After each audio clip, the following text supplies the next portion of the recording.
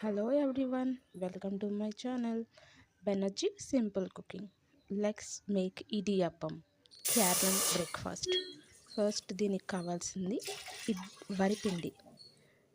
వరిపిండి మనం తీసుకున్న దానికి డబల్ వాటర్ బాయిల్ చేసుకోవాలి.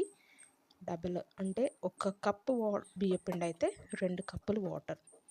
వాటర్ బాయిల్ అయినప్పుడు కొంచెం సాల్ట్ ఆయిల్ వేసి బాయిల్ అయిన తర్వాత పిండి వేసి బాగా కలుపుకోవాలి. ఉండలు కట్టకుండా పిండి దగ్గర పడుతుందనే టైంకి స్టవ్ ఆఫ్ చేసుకొని బాగా కలుపుకోవాలి. కలుపుకున్నాక ఇది ఇడియప్పం మేకర్.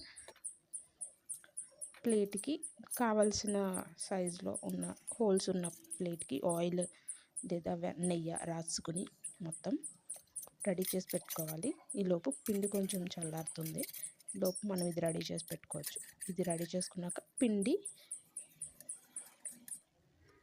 పిండిని చూసుకొని ప్లేట్లో వేసి నీట్గా బాగా ఉండలు లేకుండా బాగా కలిపేసుకొని అలాగా ఇడియప్పం మేకర్లో వేసేసుకొని పిండి ఇడియప్పం వేసుకోవాలి.